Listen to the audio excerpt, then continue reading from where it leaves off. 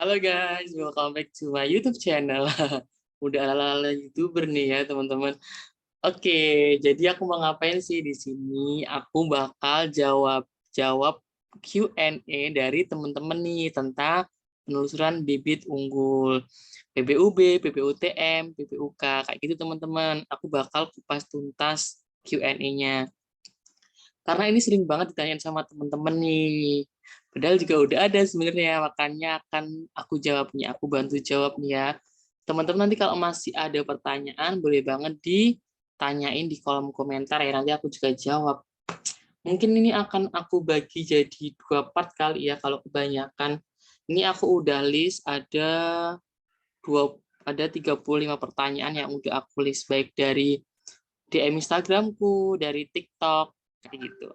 Oke, yang pertama ya teman-teman. Apakah PBUTM, PBUK, sama PBUB itu bisa diikuti siswa gebyar?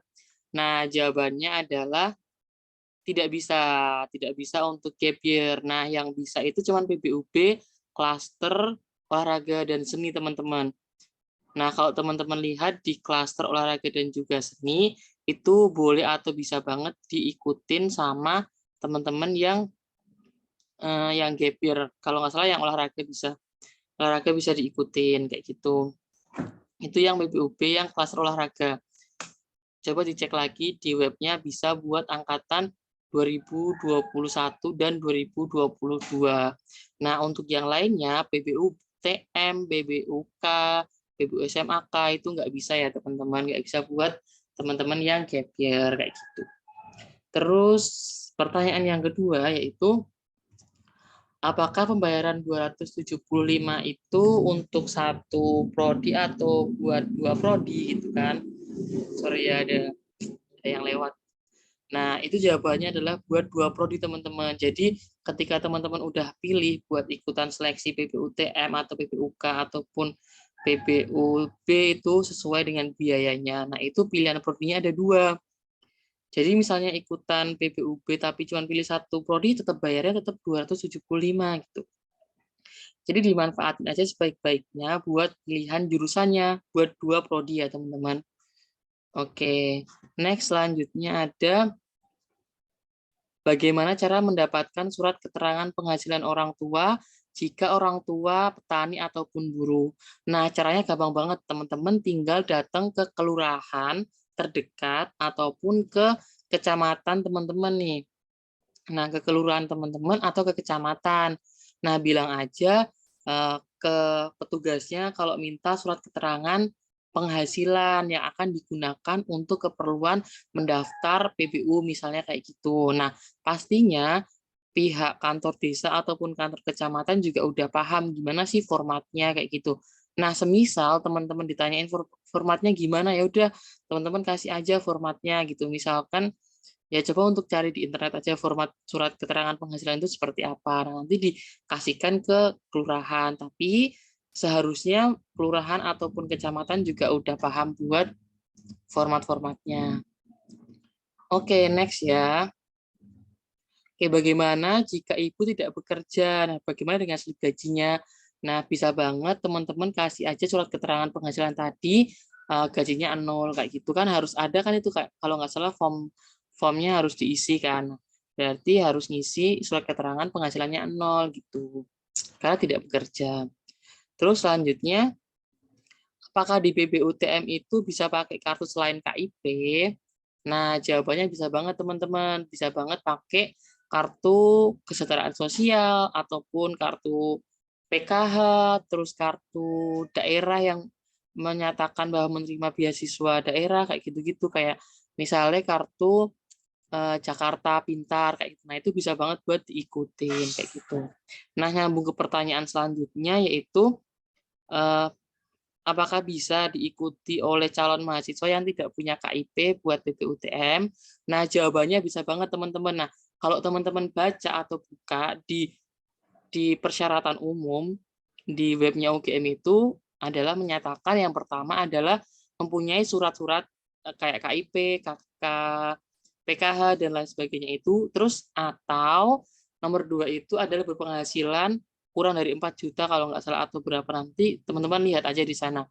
Nah, berarti kan kalau ada kata atau di situ berarti menandakan bisa pakai yang pertama ataupun yang kedua. Nah, kalau teman-teman nggak punya yang pertama, ya udah pakai yang kedua kayak gitu. Nah, pastinya bisa kayak gitu. Nah, mesti nanti ada pertanyaan lagi nih. Terus nanti pas waktu unggah KIP diisi apa, Kak, gitu kan.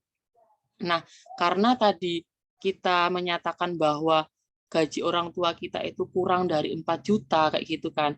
Ya udah diisi aja form yang buat unggah KIP itu buat unggah surat keterangan penghasilan lagi kayak gitu. Karena kan tadi kita bilang kalau penghasilan orang tua kita kurang dari sekian kayak gitu kan. Dan form KIP kan wajib diisi. Nah, diisi pakai itu aja kayak gitu. Gitu ya, teman-teman. Oke, terus oh ya ini based on yang aku tahu ya teman-teman. Nanti kalau misalnya ada informasi yang miss tolong dibantu juga kayak gitu. Oke, terus selanjutnya apakah PBU butuh nilai UTBK atau enggak? Nah, basicnya kayak gini teman-teman. Kan PBU itu udah dibuka dari tanggal 31 Maret 2022 sampai tanggal 13 April ya. Nah, otomatis kan ini belum ada UTBK kan. Berarti kita tidak memerlukan nilai UTBK karena pengumumannya aja kan pas besok tanggal 19 Mei. So itu kan baru zaman-zamannya mau UTBK gitu kan. Jadi itu belum ada nilai UTBK kayak gitu. Jadi nggak perlu pakai nilai UTBK teman-teman. Oke, next ya. Oke, kalau udah lulus atau misalnya nggak lulus PBU masih bisa ikutan SBMPTN atau enggak gitu. Nah, jawabannya bisa banget nih teman-teman kalau misalnya udah punya akun LTMPT atau udah daftar SBMPTN terus ikutan daftar di PBU bisa banget.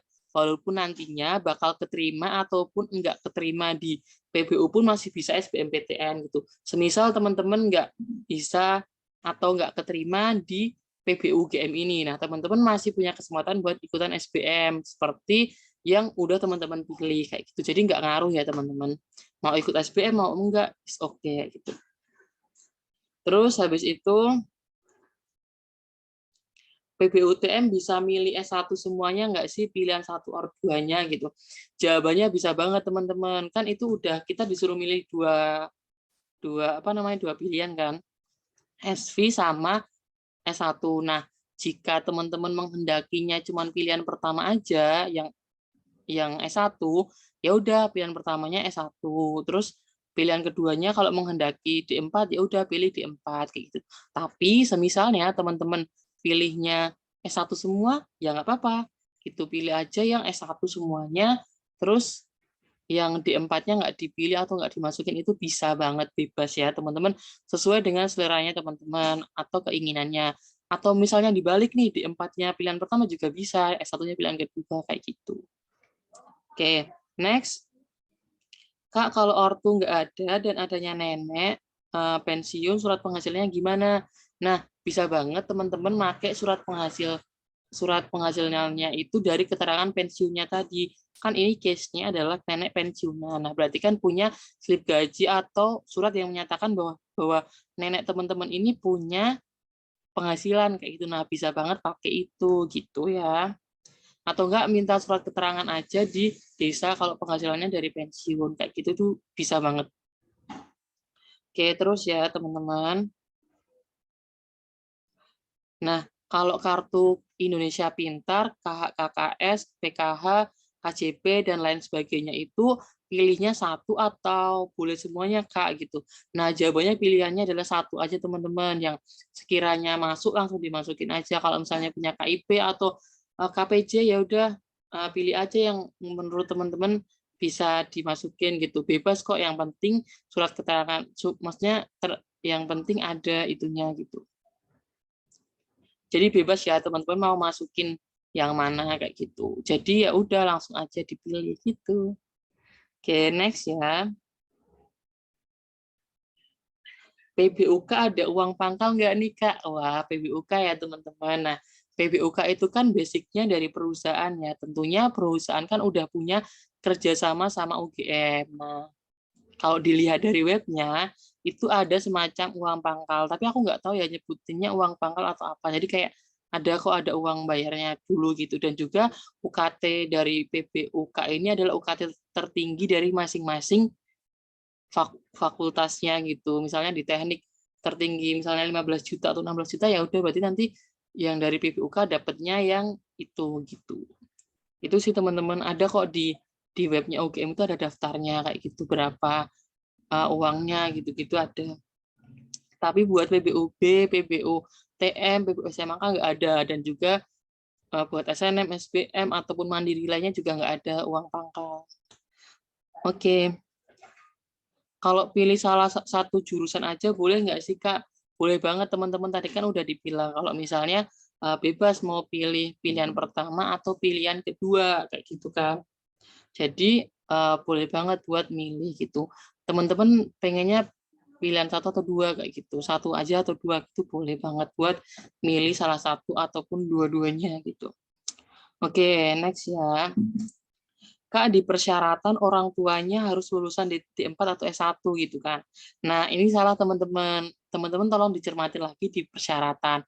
Nah, di sana itu adalah yang disebutin adalah orang tuanya itu maksimal berpendidikan S1 ataupun D4. Jadi misalkan teman-teman pendidikannya kurang dari D4 atau S1, orang tuanya yaitu malah yang diperbolehin gitu. Kan maksimal D4 atau S1 gitu. Kalau misalnya S2 berarti nggak bisa daftar PBUTM kayak gitu. Buat orang tuanya yang berpendidikan sampai S2 gitu. Terus ini Kak, PBU yang nggak pakai sertifikat apa aja sih gitu. Nah, basicnya adalah PBUB itu adalah harus pakai sertifikat karena penelusuran bibit unggul berprestasi gitu. Artinya kan kita harus mempunyai prestasi yang diseleksi kayak gitu kan, ibaratnya kayak gitu. Nah, terus yang nggak pakai sertifikat itu yang apa? PBU SMAK. Nah, PBU SMAK ini nggak pakai sertifikat dan juga nggak pakai kartu Indonesia Pintar kayak gitu, nggak perlu. Jadi teman-teman punya raport dan juga masuk 25% terbaik, ya udah langsung aja bisa buat pendaftaran kayak gitu. Terus kalau misalkan PBUTM nggak pakai sertifikat juga nggak apa-apa gitu, tapi teman-teman harus punya KIP ataupun kartu sejenisnya tadi kayak gitu. Nah, buat PBUK ini juga nggak pakai sertifikat tentunya. Oke, terus next ya. Kalau misalkan sertifikatnya kabupaten bisa dipakai atau enggak gitu. Nah, kalau dari aku pribadi, semisal aku